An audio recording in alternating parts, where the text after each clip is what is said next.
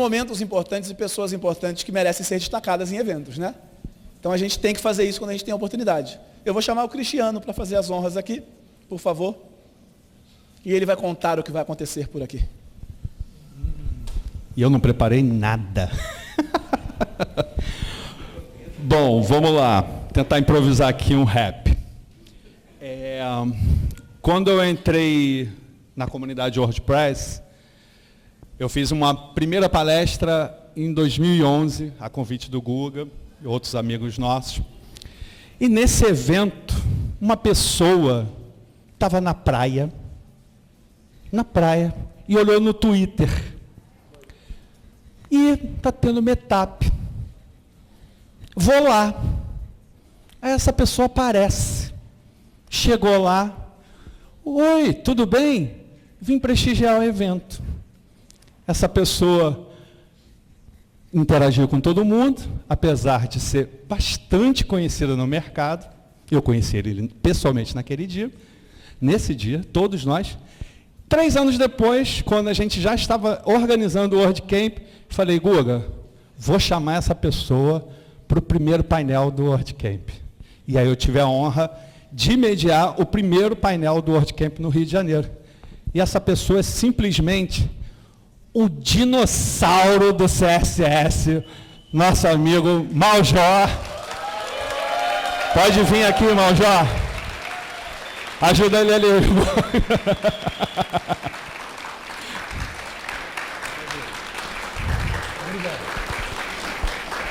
Com vocês, Maljó. Maljó, só uma palavrinha. A gente quer demonstrar toda a gratidão em nome da comunidade toda de WordPress.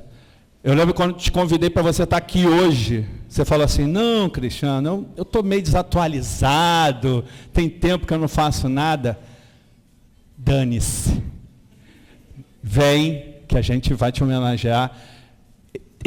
Minimamente, a gente preparou uma surpresa para você. Sério? Sério, preparou uma surpresa para você, mas, infelizmente, aconteceu um imprevisto. Nós imprimimos em 3D um dinossauro para você.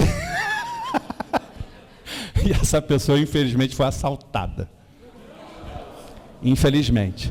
Mas a pessoa está bem, mas eu garanto para você que eu vou conseguir esse dinossauro para você botar lá na sua prateleira e falar assim, aqueles malucos são malucos mesmo. Então, só uma palavrinha para o pessoal de agradecimento a tudo que você fez pela gente. Com o maior prazer.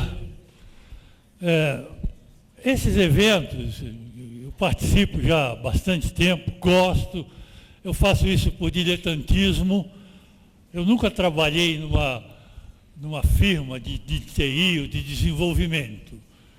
Eu sempre desenvolvi em casa, estudando e por prazer de estudar.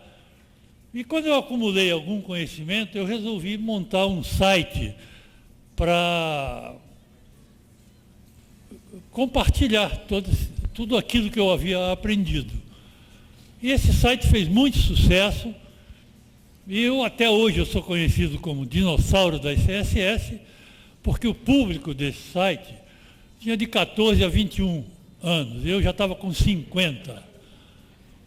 Então, e eu comecei isso já com 49 ou 50 anos.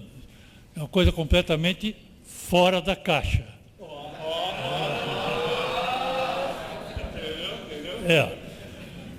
E até hoje eu não quero me alongar muito, então eu vou simplificar. Até hoje eu colho ainda os frutos disso tudo, desse trabalho que eu fiz. Eu, quando estou num evento como esse, agora, e os outros passados também, isso toca muito a minha cabeça e o meu coração. Toca a minha cabeça porque o aprendizado que eu vejo nessas palestras que se faz aqui, né, de nomes renomados. Pô, a gente teve painel aqui de pessoal com experiência fantástica. Os caras sabem tudo, né? Eu olho para esse pessoal assim e digo, caramba, eu queria saber 1/10 do que esse cara sabe aí de WordPress, ou de programação, seja lá do que for. Isso toca a minha cabeça. E o fato de, tipo, Jorge, eu queria tirar uma foto com você, mas eu estou envergonhado e tal. Será que... Vem, pô, eu não mordo, pode vir tirar foto, pô. Não tem problema nenhum. Isso toca o meu coração.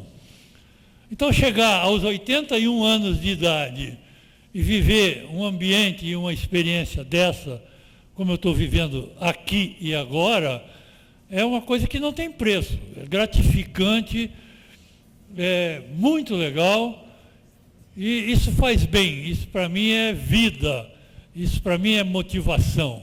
Porque, mais uma vez, um dinossauro com 81 anos está vivendo isso, é fora da caixa. Não tem nem dúvida. Muito obrigado, um beijo para vocês todos. Um regalo no lugar, mas a gente vai providenciar o dinossauro para você. Tá bom. Tá bom? Gente, com vocês, Maljó, mais uma vez, obrigado por tudo.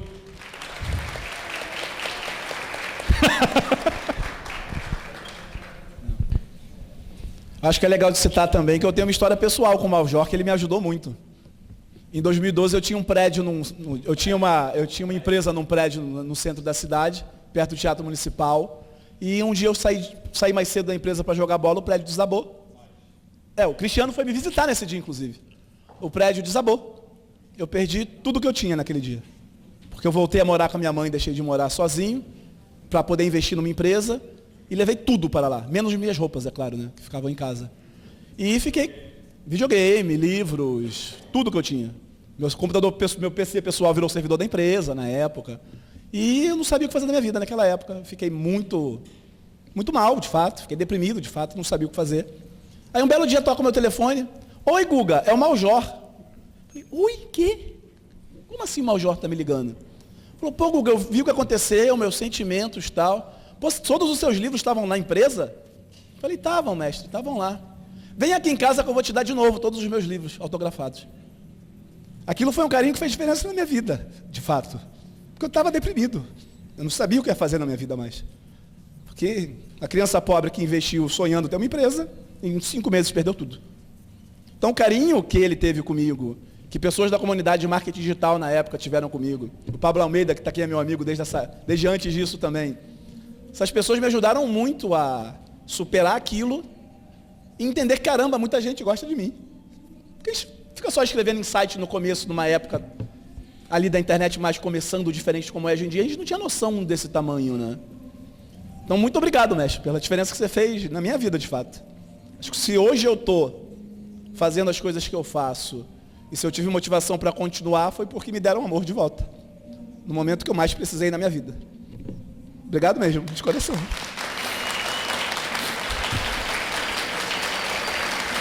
Obrigado. Check. A gente sempre chora quando o Guga está no evento. Pessoas especiais assim na nossa vida acabam mexendo com a gente, não tem jeito, né? Mas vamos lá, gente, vamos dar continuidade à nossa programação. Quando a gente pensou nos painéis, obviamente não tinha como não pensar num painel de IA, que é o que está na moda no momento. O próprio WordPress também está caminhando para se adaptar cada vez mais para esse lado. Quando a gente viu as submissões de palestras, viu as pessoas que tinham submetido, e esse alinhamento de muitas pessoas falando, querendo falar algo de IA, mas não necessariamente a mesma coisa, eu conversei com o pessoal da organização e falei, cara, por mim vai ter um painel de IA. Porque a gente tem pessoas com conhecimentos diferentes de um assunto que todo mundo quer aprender. Para mim, apresentando, eu vou aprender alguma coisa, eles vão aprender coisas entre eles e todo mundo vai aprender junto, fazendo isso. Então, acho que foi uma ideia muito boa que a gente teve e a gente conseguiu ótimas pessoas para participar desse painel, que são pessoas que vocês vão ver de fato como elas estão usando diferente e que as atuações delas são muito diferentes. Então, eu queria chamar para compor nossa mesa aqui no palco o David Art, nosso querido representante do time de design nessa mesa redonda. Mais uma vez presente nos eventos aqui no Rio, muito obrigado. Queria chamar também o nosso querido Felipe Sintra.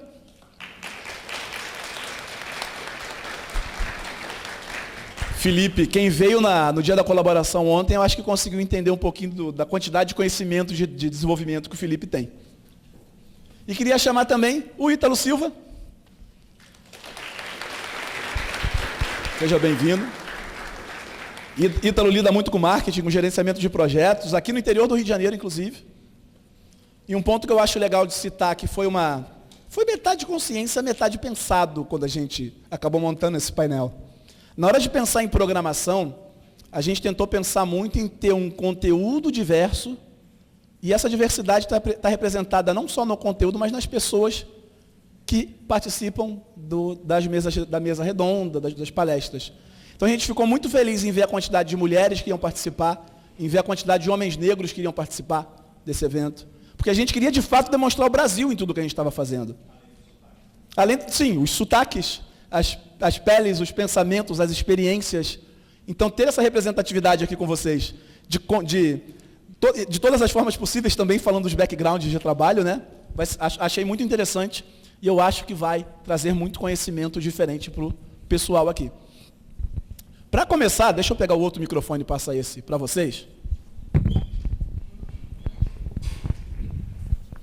Para a gente começar bem, eu queria que cada um de vocês se apresentasse e falasse um pouco, como eu falei, né, um designer, outro desenvolvedor, outro mais gerenciamento de projetos de marketing. Eu queria que vocês se apresentassem como profissionais e falassem aonde a IA está nesse momento na carreira de vocês, nos testes, nas criações de você. Vou começar com você, David. Boa tarde, pessoal. Tudo bom? Posso me autodescrever? Pode. Então, eu sou o David Art, sou um homem branco, olhos verdes, cabelo loiro escuro curto, porte médio. Estou aqui vestindo uma camiseta preta com o logo da minha marca, Chief of Design, uma calça jeans, um tênis também customizado com a minha marca. E atrás a gente tem um slide com o tema do painel. Eu sou designer, atuo desde 2019 como designer. Atualmente eu sou Product Designer no Itaú, mas a maioria das pessoas aqui me conhece pelo Chief of Design, que eu crio conteúdo desde 2014 no YouTube, conteúdo sobre design, sobre WordPress. Já passei por algumas empresas, mercado, freelance, empreendendo, e agora estou como PD lá, sênior no Itaú. E no caso da IA, no meu dia a dia, está sendo algo bem novo, assim, né? Porque é uma linha meio tênue, né? Onde que a gente pode inserir IA, como a gente pode utilizar IA sem perder a autenticidade, sem perder o significado que o design tem que ter, né? Então, eu estou utilizando muito como acelerador para algumas coisas, né? Algumas tarefas. Tem algum designer aqui? Tem alguns designers aí. Então, por exemplo, antigamente para a gente recortar uma foto, cortar o cabelo, né, tinha que pensar em camadas, que não sei o quê. Hoje em dia a gente clica lá no Figma, ele já recorta. Vai no Photoshop, ele estende, ele preenche a imagem. Para automatizar discovers, para trazer resultados, tabelar informações quando a gente faz entrevistas com usuários, né, para concatenar informações, para criar apresentações. Então, no meu dia a dia eu estou utilizando muito como um acelerador, mas tem, ao mesmo tempo, uma discussão muito forte do que vai ser o design, né, a partir da IA, porque a gente não sabe como que serão as interfaces. Será que serão mais conversacionais? Serão um grande chat GPT da vida? Será que vai ser uma questão híbrida? Vai ser as interfaces como a gente utiliza hoje em dia, o WordPress, por exemplo, sites, mais chats ou não? Então, ainda estou descobrindo, estou tentando aprender também, e me inserir nesse cenário, que é tudo muito novo também, né? A cada momento que a gente está vendo, ou aprendendo uma coisa, daqui 2 meses já aparece uma nova possibilidade. É um cenário desafiador, assim, de aprendizado, de tentar equilibrar criatividade, autenticidade, com esse acelerador que é a IA, e que ao mesmo tempo traz algumas coisas meio padronizadas. Então, como que a gente pode continuar criando, se inventando, utilizando desses recursos padronizados que eles trazem para a gente. Sobre isso, sobre o contexto, eu já vou encerrar aqui, senão eu vou me alongar muito. Mas é um pouquinho disso que eu estou enfrentando, tanto no meu conteúdo, né, criando conteúdo de design, quanto também lá no banco, né, que é uma discussão muito grande sobre isso. Acho que é uma descoberta, um aprendizado, uma execução. A gente vai vivendo ela e aprendendo muito nesse contexto, né? Passar a palavra para o Felipe, e o Felipe, além de desenvolvedor, ele tem um talento muito bom nisso. é uma pessoa que sabe falar bem dessa parte técnica também, não só programá-la bem. O Felipe acaba tendo alguma participação e mostrou bastante para o pessoal o Telex também, que é uma ferramenta de IA que ajuda na construção de blocos para o WordPress. Então você está vivendo esse mundo de IA e essas descobertas com a gente, enquanto vê uma ferramenta da própria empresa nascendo e criando coisas também, né? Como está sendo essa experiência para você? Me apresentar, meu nome é Felipe, sou Developer Advocate na Automatic. Eu nunca fiz descrição. Sou homem pardo, cabelo escuro, vestido preto, short preto, com a logo do WordPress. E assim, eu acho que o Telex, eu tenho uma relação especial com o Telex, porque quando eu fiz o meu trial, na parte de entrevista com a Automatic, eu vi o Playground e eu vi o que já estava sendo feito. E na minha entrevista eu falei, eu acho que o Playground é o caminho para a gente utilizar IA para a criação de blocos no WordPress. E na minha entrevista eles sorriram. E quando eu entrei na Automatic, eles falaram, não, aquele tema que a gente discutiu já está acontecendo. Então foi um item casado, assim. Eu falei, então eu quero ver, eu quero testar. E acho que a parte importante do Telex é, da mesma forma que o WordPress ele democratizou a parte de publicação, acho que quando o Maljó criou o site dele, ele fazia todo o conteúdo no HTML. Foi meio que eu comecei também. E o WordPress veio para isso, para democratizar, todo mundo ter a possibilidade de criar conteúdo e colocar esse conteúdo na web. E agora o Telex ele vem para democratizar essa parte da criação de ideias, implementações de ideias, então não precisa ser um desenvolvedor para criar uma funcionalidade do meu site. E eu acho que isso é uma peça muito importante, porque a comunidade do WordPress, como já levantaram aqui designers, então teve o pessoal de gerência de projeto que eu já conversei, o pessoal do marketing, o pessoal de donos de agência. Essa é a comunidade do WordPress, ela é muito diversificada, então não é simplesmente desenvolvedores front-ends que estão lá para fazer aquilo. E eu acho que isso ajuda bastante a ter essa primeira entrada. Né? Não é uma ferramenta perfeita que vai fazer tudo, mas assim, é uma boa porta de entrada para criação de ideias. E até conversando com pessoas hoje assim, tiveram ideias que saíram assim numa conversa, a gente, coloca isso agora aqui no prompt, vamos fazer. E a coisa saiu. E eu acho que isso é uma parte incrível do que a gente está vivendo hoje. E assim, só saindo um pouco geral das coisas que eu faço hoje, acho que eu sou um criador de conteúdo, isso ajuda bastante na parte de ideação, de achar ideias e assim, ter o meu canal, o que é que eu vou falar no canal hoje. Então eu converso mostrei algumas pessoas, eu tenho uma rede de conhecimento local na minha máquina, é tudo Markdown, e eu converso, coloco tudo lá, tem vídeo, post, tem documentação, e eu uso 2 agentes e eu falo, não cria nada para mim, eu só quero conversar e eu quero que você interaja comigo e me dê feedback, se eu estou no caminho certo ou não. E eu acho que isso é uma parte muito importante, a gente também ainda manter o controle das coisas, assim, não é simplesmente deixar a coisa acontecer. Dizer, não, calma lá, eu estou aqui, eu que vou criar o conteúdo, mas só quero sua opinião. Quem vai tomar a decisão final sou eu. E tanto na parte de código também, né? Cria essa ideia aí para mim, igual a gente viu na quinta-feira, tem um agente lá que ele fez, no final quem vai decidir se está bom ou não sou eu, e eu fecho aquela ideia por ali.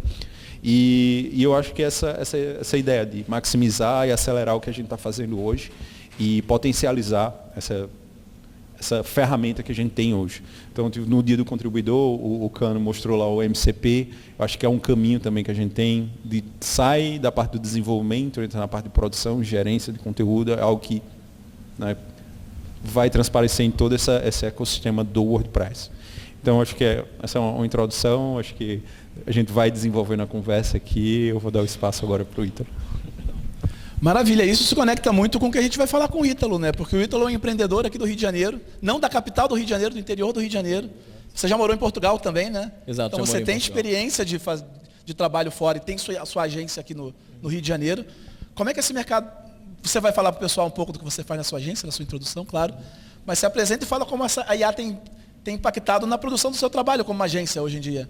Tá bem. Olá, pessoal, boa tarde. Também nunca fiz a descrição, mas sou um homem negro, vestindo uma camisa, alguns podem falar que é azul marinho, mas é preto, eu acho. E acho que é isso. Bom, eu tenho uma agência de publicidade e marketing Trabalho atualmente dentro dela como gestor de projetos. Então, cuido da parte de, enfim, todo projeto que entra na agência, a gente faz o acompanhamento e tudo mais. Em relação à IA, o uso da IA que eu tenho hoje é basicamente para otimizar o meu tempo. Então, tudo que eu posso fazer de trabalho repetitivo, eu passo para a IA, para poder ela fazer com que o meu tempo seja mais bem utilizado. Então, é basicamente isso. Para lá, eu acho que a gente começa a interseções, que no final das contas, o Ítalo pensa neto, é desenvolver, tem um design, pessoas, o trabalho delas também com esse tipo de coisa. Tem uma então muito grande tudo, e um ponto que sempre penso muito, bastante com as coisas.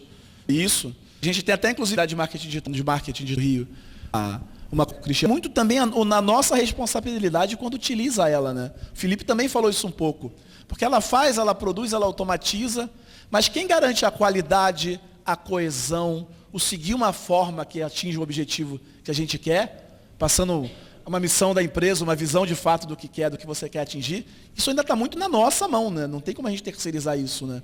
Como é que vocês pensam essa parte e lidam com isso no dia a dia para garantir as entregas da melhor forma possível? Quem quer começar? Então, eu vou falar na parte da documentação do WordPress. Então, hoje eu tentei automatizar a forma da entrega, que assim, projetos que acontece muita coisa, é até difícil de documentar. E muitos times dentro do código do WordPress é uma pessoa para documentar aquele bloco em particular, que tem 10 pessoas trabalhando naquilo. E daí no início eu pedia para a IA meio resumir o que estava acontecendo, e muitas das vezes assim eu fiz testes para ver como era a resposta, tipo, se está bom ou não, se é um conteúdo que vai agradar sim ou não, e se vai ser útil sim ou não. E nos primeiros testes aconteceram dessa forma, assim, até o pessoal do meu time é bem crítico, eles falam, isso aqui está com cara de IA. Então aí eu passei dessa parte, e agora eu tenho uma parte que só acompanha o que está acontecendo, me traduz para mim, eu vou lá escrever e acontecer, e assim, e tem uma pessoa por trás escrevendo. E acho que é um ponto até importante ter pessoas por trás, porque cada pessoa tem uma forma de aprender. Eu acho que isso tem essa parte do controle da pessoa em si estar lá presente.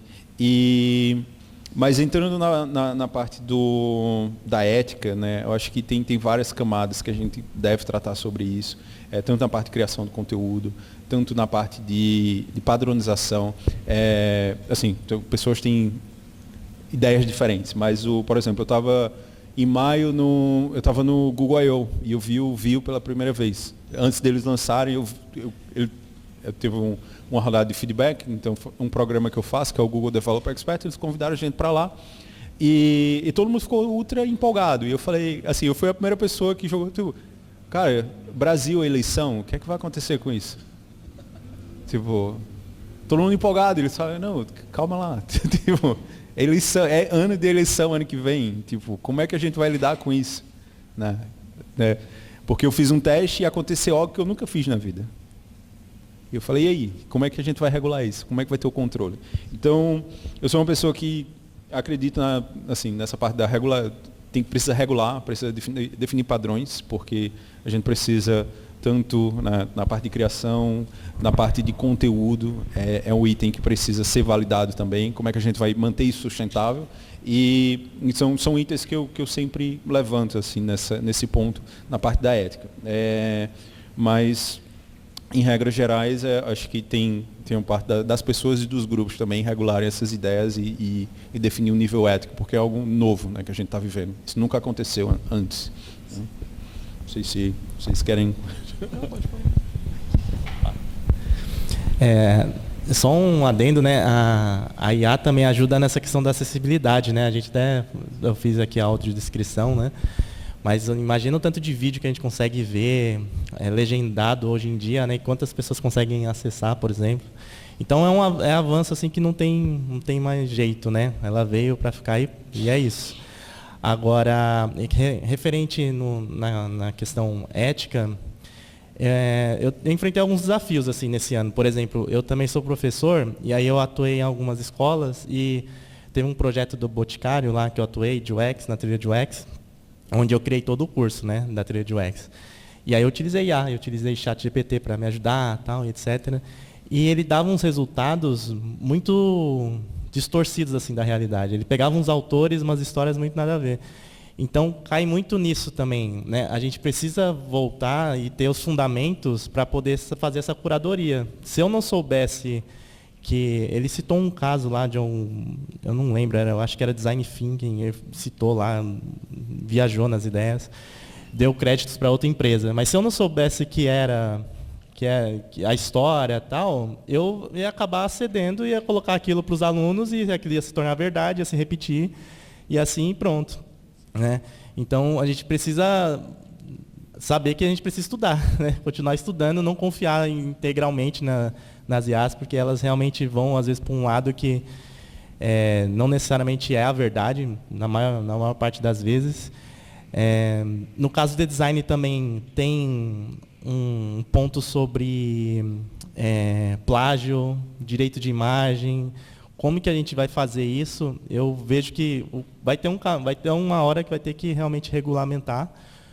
Não sei se vocês acompanharam, foi nesse ano, né, do caso do estúdio Ghibli, né? Que teve aquela questão do plágio, do ChatGPT, mas o que é plágio, né? Ele está copiando estilo, não está? Como que vai ser, por exemplo, nessas eleições, né? A utilização da imagem dos candidatos, a inserção de voz, tem muita propaganda. O próprio YouTube, né? Eu sou criador de conteúdo para o YouTube. O Facebook, ganham muito dinheiro com anúncio, mas eles também permitem muitos anúncios que são enganosos. Você coloca uma voz lá do David falando, o meu curso de Figma é R$1. O pessoal vai lá, clica no link, tu faz um pix de R$1, toma um golpe, de R$1, o cara vai ficando rico, né? Então, é muito complexo, é muito difícil isso, porque a gente está num momento de aprendizado também, né? É tudo muito novo nesse momento aqui. Eu acho que vai ter uma parte de regulamentação, deve ter, para que a gente possa, pelo menos, balizar alguns pontos. E o mais importante é a gente poder ter esse discernimento para buscar realmente conhecimento além da IA, não acreditar piamente nela, né? Porque ela traz uns resultados que... E talvez possam até ser resultados que a gente não sabe, possam até ser enviesados mesmo para que possam levar a gente para um pensamento que não é o ideal, o real.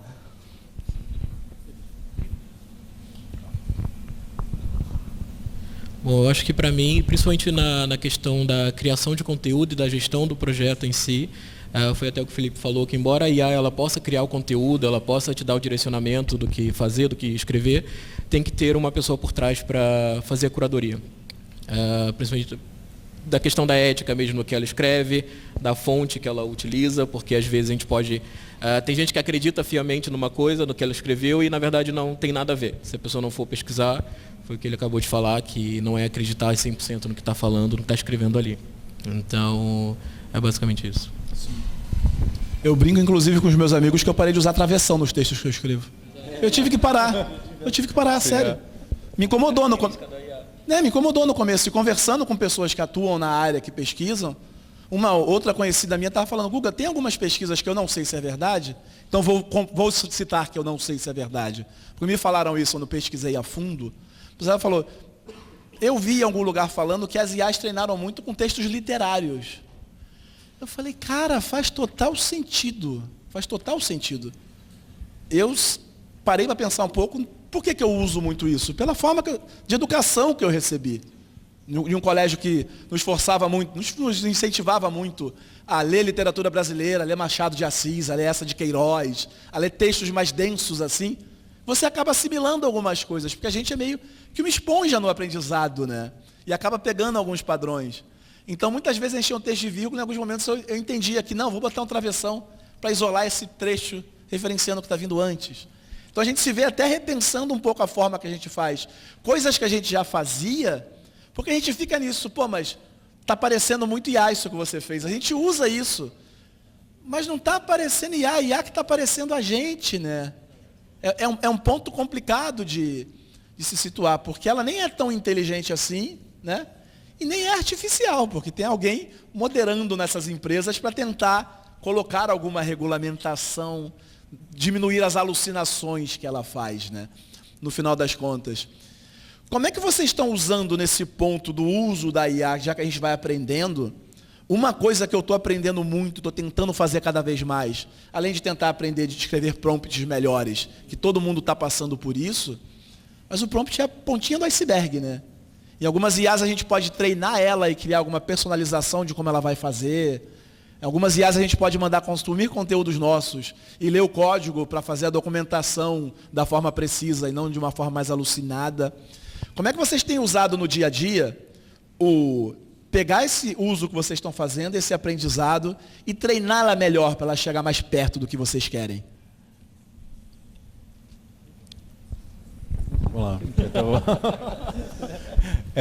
Eu acho que na parte de desenvolvimento, para mim, acho que a gente está saindo dessa fase do assistente, né, para agora ser o maestro de agentes. E até as ferramentas estão indo para esse caminho também. Então, se você usa o Corsa, se você usa o Anti-Gravity, agora vocês vão trabalhar e vai ter muitas vezes uma aba e dizer, tem aqui a aba de agentes. E até a parte do código ela sai dessa ideia.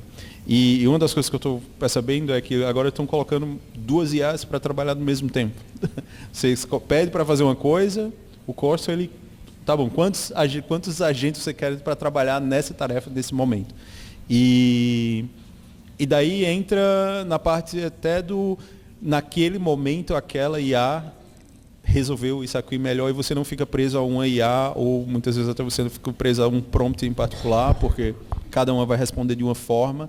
E a parte especial para mim é, assim, o que eu uso hoje é contexto, né? Tudo que você trabalha, você adiciona contexto naquele projeto que você está. Então, na parte de contexto, para cada projeto, se é a documentação, eu tenho um documento de contexto, define minha pessoa, sou eu, o que eu gosto de, se eu gosto de usar traço, se eu gosto de ser contínuo, se eu gosto de ser direto. Na parte do Gutenberg, isso é Gutenberg, isso aqui é Gutenberg. É um contexto de front, daí eu tenho um contexto separado. E essas partes viraram agora com configuração de, né, que todo mundo fala. E aí essa estrutura que eu trabalho hoje a gente conversa dentro da Automatic, que é agora não faz... Tem blog, você compartilha sua forma de trabalhar. Então acho que é especial também, você conhece pessoas, trocar ideia. Então eu estava conversando com o Gabriel Cano e a gente trocou uma ideia e ele falou, então, isso aqui para mim funciona, isso aqui para mim não funciona. E muitas vezes até aquela coisa funciona no contexto daquela pessoa com aquela informação. E é importante a gente trazer isso, trazer visibilidade e documentar isso, né? Então esse é um ponto importante. Então, no meu dia a dia, eu utilizo muito com o usuário para fazer um compilado ali do resultado dessas entrevistas. Eu utilizo muito o ChatGPT, estou utilizando muito o ChatGPT. Lá no banco a gente utiliza Copilot, né, que é a ferramenta oficial deles lá. Tem o Sketchspot também, agora eu não esqueci o nome, que é mais os devs que utilizam lá. E praticamente eu utilizo do começo ao fim, assim. Então, e hoje em dia para tudo, né? Até para lançar vídeo no YouTube, eu pego, coloco o tema, eu já criei perfis meus, assim, né? Então, inseri o meu tom de voz, inseri o perfil no caso do YouTube do TIFF, e a partir disso eu peço para ele gerar um título, peço para ele gerar uma descrição, ele gera as tags, eu pego, copio, tem IA para fazer isso, né? Que já sobe direto, né? Mas eu não estou utilizando ainda, não estou pagando. E aí eu pego, subo isso, a única coisa que eu ainda não consegui otimizar são as thumbs, né, no YouTube, que aí eu tenho que fazer mais manual. Artigos também é a mesma coisa, eu já criei um perfil, um tom de voz, então eu pego muito conteúdo que eu tenho e peço para ele criar novos conteúdos a partir disso. Eu estou alimentando meu blog lá, o Chief of Design, que é em WordPress lá, com esse tipo de material também. E também utilizo muito as IAs dentro das ferramentas assim para ideação. Então, por exemplo, eu como designer, né, eu gosto de fazer antes no software gráfico, né? Então eu utilizo hoje em dia muito o Figma Make. O Figma Make você coloca uma ideia lá, digita num prompt, por exemplo, preciso de um site para vender camisetas. Ele vai gerar lá, vai alucinar, vai criar alguma coisa. E aí, a partir daquilo, você tem uma base mínima que você consegue copiar, jogar no próprio Figma e trabalhar. Então, também estou utilizando muito o Figma Make e plugins de inteligência artificial dentro do Figma, né, as IAs do Figma, e algumas coisas do Photoshop.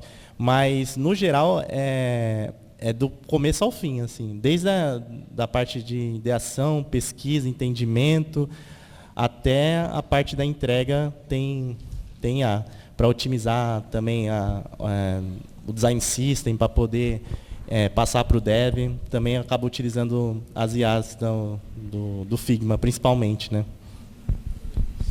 Bom, eu trabalho de uma forma muito parecida com a do Felipe, de trabalhar com contextos. Gosto muito de colocar principalmente a forma como eu já escrevo, né, para manter um padrão sempre, e também a forma como as empresas querem se comunicar dentro de uma criação de conteúdo. Então, eu gosto sempre de manter algo bem padronizado, de acordo com o cliente. Então, o contexto, para mim, é muito, muito importante nessa questão.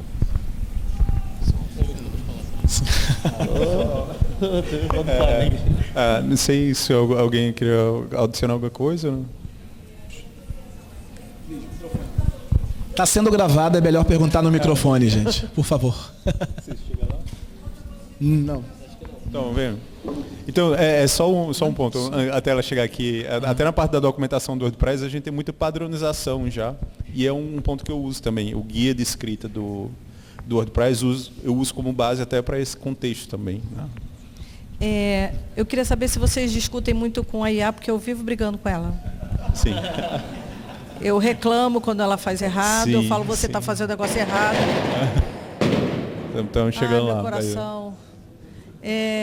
Então, assim, compensa discutir? Porque às vezes ela bota, por exemplo, no outro dia um texto que eu fiz, mandei corrigir. Eu falei, dá uma correção ortográfica só. Aí botou, era um início da frase 2024, que eu tinha colocado no final da frase. Sim. E aí colocou no início. Eu falei, se você coloca no início, a frase já ficou velha. Aí falou assim, você tem toda a razão, desculpa, pode manter a sua versão. Então, vocês brigam muito com ela?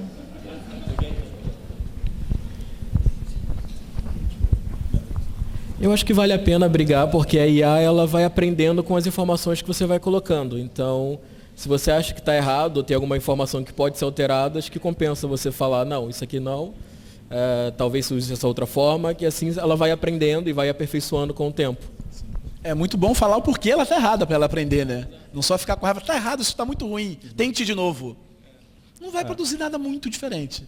Eu acho que nessa parte da conversa, hoje ferramentas têm a opção de memória, você pode adicionar memória, então tem coisas que você já tenta colocar, já salvo na conversa que, cara, não faz isso que eu não gosto, então já meio antecipa, né?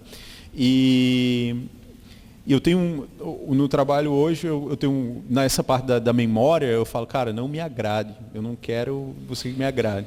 Quero ser sincero e diga o que está acontecendo. E seja conciso o que eu falar, siga, não enrole. Então isso está na memória já. Então isso já ajuda muito esse vai e vem de conversa, porque toda conversa já tem essas instruções já. Então, sobre isso que vocês falaram, eu também já deixo claro, assim, falo para ela não querer me adular, né? Não vem me chaleirar, não. Seja sincero. Fala real para mim e tento deixar o tom que eu quero, né? Que ela passe. Agora, brigar mesmo, eu não xingo, não. Sou educado. Eu falo, por favor, você está errado. Passa de outra maneira. É que eu tenho medo. Vai que, sei lá... Skynet da vida, né? Então é isso. Até essa questão da memória que o Felipe falou, mas eu queria fazer uma pergunta para ele, como que ele trata a IA quando ela não lembra daquilo que era para lembrar? Porque isso acontece. Sim. A gente, assim, eu entro na parte técnica e quando acontece isso, eu sei que algumas vezes não é algo provado, mas é comum que quando os data centers estão sobrecarregados, eles começam a ficar preguiçosos. Então, geralmente, quando isso acontece, eu faço o prompt novamente para ver se ele lembra e peço, eu quero a resposta completa e mande a resposta completa, porque assim, não é algo que é comprovado, assim, mas é um senso comum que os modelos eles ficam preguiçosos e daí eles não terminam a sentença. E então outros pontos também que eu faço é reiniciar a conversa, porque às vezes a conversa fica muito longa. Então, quando eu estou no final da conversa, ó, resumo essa conversa aqui e a gente vai para outra conversa e eu vou começar tudo novamente e daí meio que refresca a memória dele, ele não reduz a quantidade de preguiça daquele modelo naquele momento.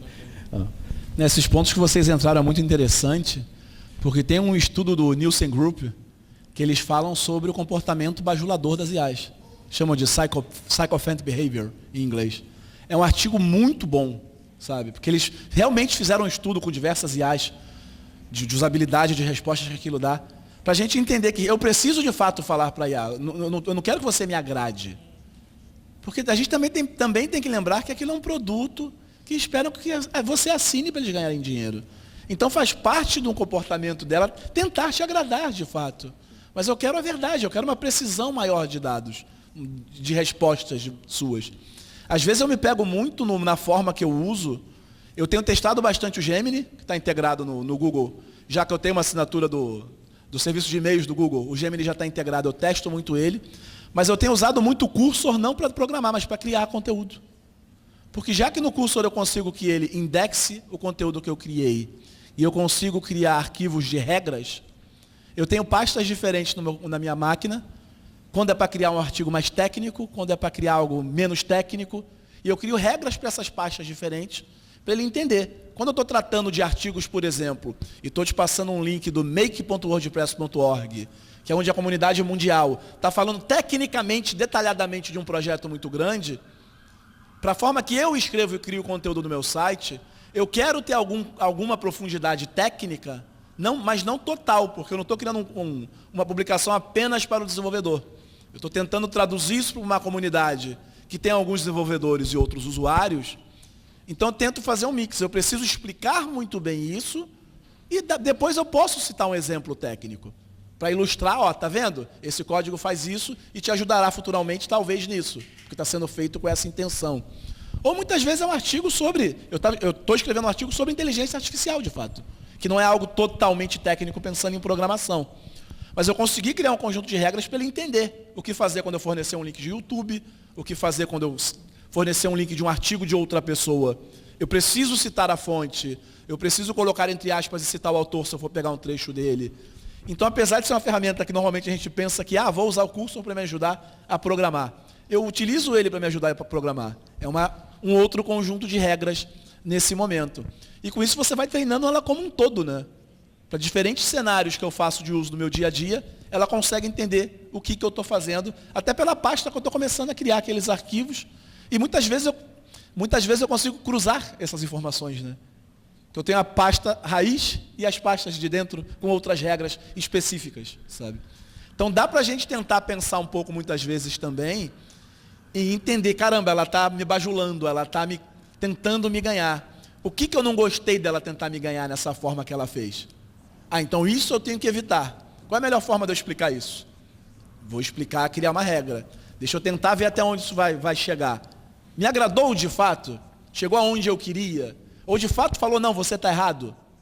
Já que eu pedi para me criticar também, não só para me ajudar. Então a gente tem que pensar muito em fornecer informações para ela, né? Porque ela está num momento de começo no mundo e a gente está no começo de utilizá-la, né? Então tem que ser uma parceria no final das contas. E até quando a gente cria essa consciência, a gente ajuda outras pessoas na equipe, no uso geral, para como fazer isso, né?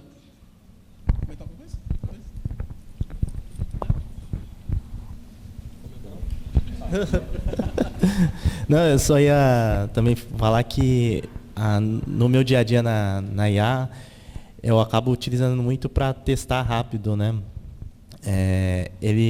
Eu consigo, eu estou falando na ótica aqui de design, né? Então, eu preciso testar, validar hipóteses de design. E ela me ajuda muito nisso. E no caso, para WordPress, eu ainda não cheguei a utilizar tanto a IA, não sei qual é, o Felipe com certeza vai poder falar melhor. Mas eu tenho uma visão assim para sites que cada vez mais teremos mais interfaces conversacionais, sabe? Talvez o design como a gente existe hoje mude um pouco assim como a gente acessa os sites hoje em dia. Eu estou com essa percepção assim, não sei, né? Eu até perguntei do Estúdio Ghibli hoje, né? Se era esse ano, porque parece que foi ano passado, né? Porque aí o Google lança o Nano Banana, não sei o quê, toda hora, tipo, a cada 2 meses surge uma coisa nova. Mas eu estou vendo cada vez mais que entender mais sobre texto, sobre contexto, sobre significados, né? Tipografia já é a maior forma de linguagem visual que nós temos, né? A principal. Mas ainda mais sobre conteúdo conversacional, apesar que eu acho que vai ser conversacional. No meu site, eu estou vendo para colocar já algum robozinho lá que consulte os materiais do blog e dê respostas para as pessoas. Então, as pessoas acessarem lá o TIFF, aí digitar o que é cor. Aí ele responder para a pessoa e direcionar para o artigo. Eu acho que esse vai ser um dos caminhos assim, futuros, né, sobre a utilização de IA. Então, agora falou do Core, né, do WordPress. Então, dia 2 de dezembro a gente tem o 6.9. E o 6.9 é a nova versão do WordPress, que ele vai vir com 2 opções dentro do core do WordPress, que é a capacidade de adicionar servidores MCP, e a segunda é de descobrimento, né? Você criar habilidades, e essas habilidades elas já existem. A gente vai fornecer uma forma de outras ferramentas entenderem que existe aquela habilidade dentro daquela plataforma. Então, nessa parte de conversa, né, você interagir com o WordPress em si, eu acho que, não sei, até olhando a linha do tempo, assim, o novo admin vai vir na 7.0. Mas não sei, a coisa está indo tão rápida que, será que o novo admin vai ser realmente necessário daqui a 6 meses, né? Ou a gente vai ter uma conversa, né? Vai ter uma interface, eu tenho o Gemini e o Gemini conecta com o meu WordPress e eu gerencio tudo no Gemini. Eu tenho um cloud, converso tudo no cloud e o WordPress já está conectado, integrado. E algumas pessoas comentaram comigo hoje, eu testei a ferramenta X e ele fez pesquisa para mim, ele criou uma apresentação para mim, criou um PPT para mim, e daqui para frente vai ser, esse PPT vai virar um post, ou até o meu vídeo no YouTube que eu fizer, ele já vai ler e já vai criar um post para mim, falando do vídeo, já fazendo a ativação do meu vídeo. E então a gente está nessa fase, essa primeira ponte, né, que é criar esse alicerce. E daqui para frente vão sair soluções, né?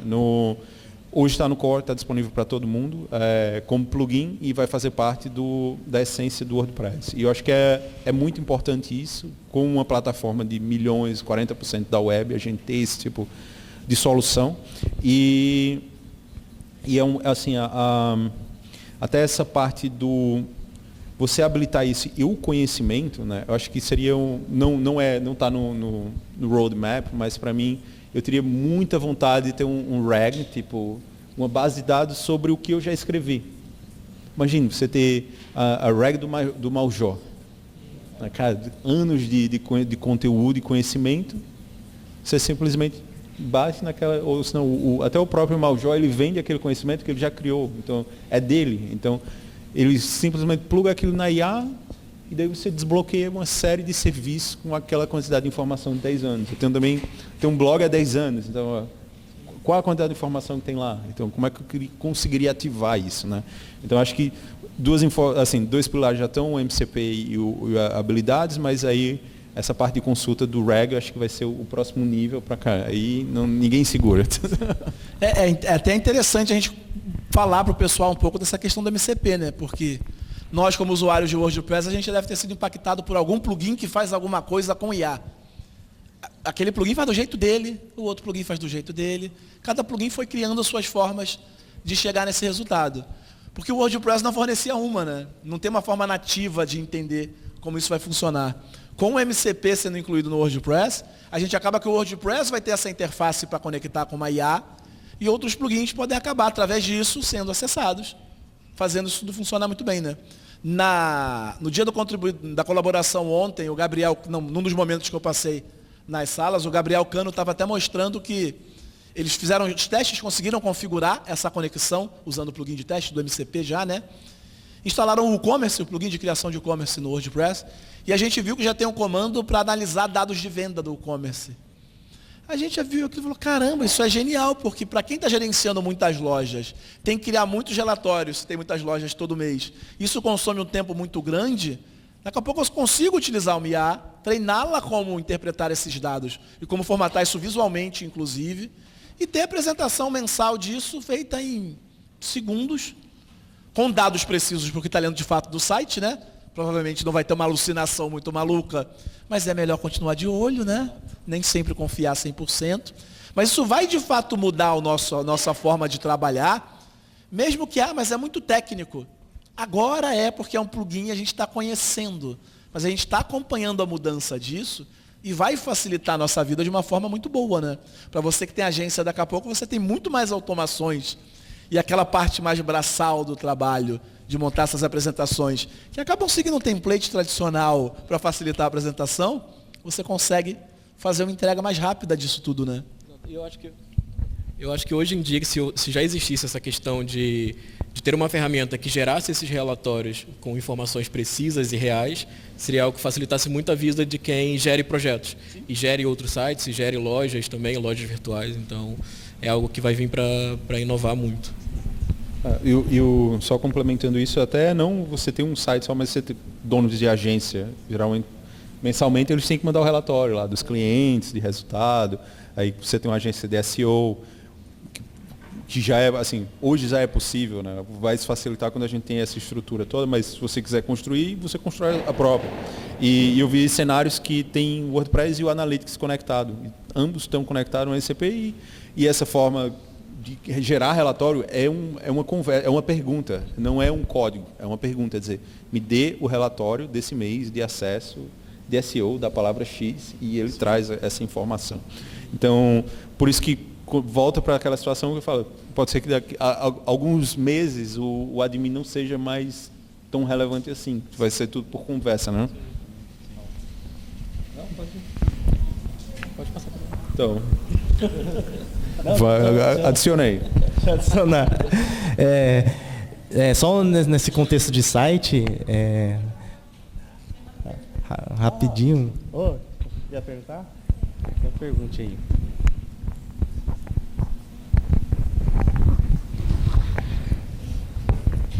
Falando sobre MCP, o Figma também tem a questão do MCP dele, da questão de design system e tudo mais, para a gente fazer toda essa componentização, conseguir puxar ali.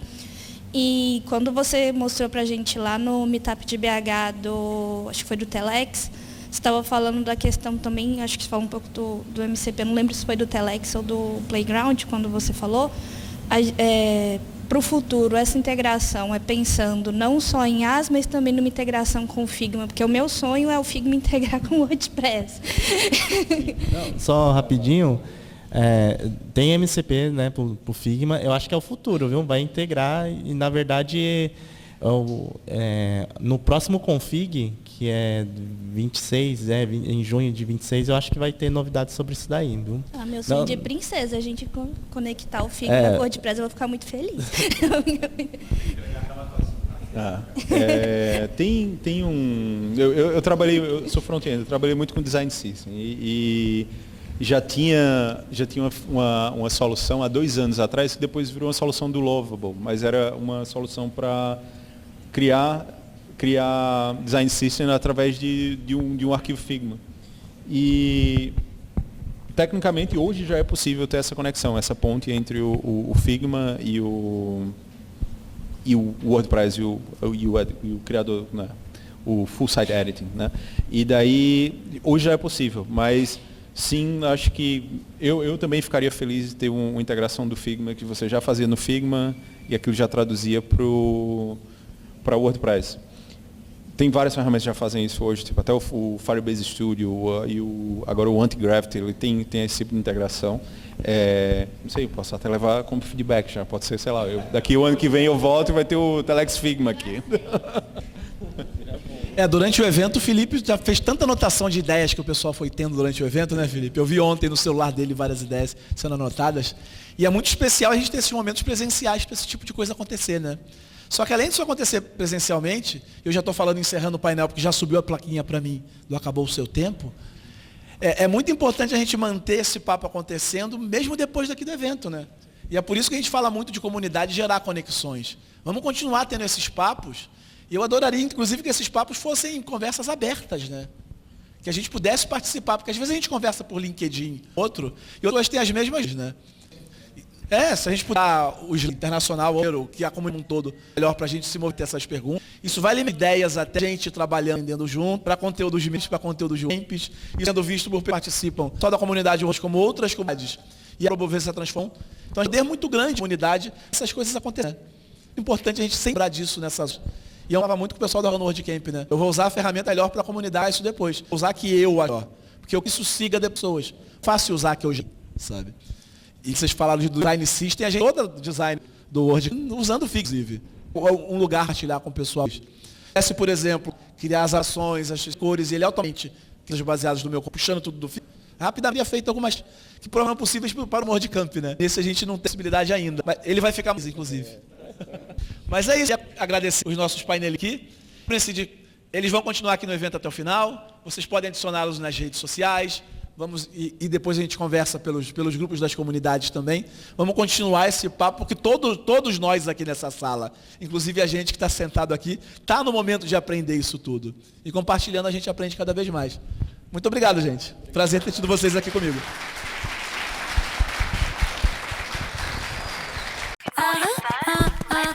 Vai, vai, vai.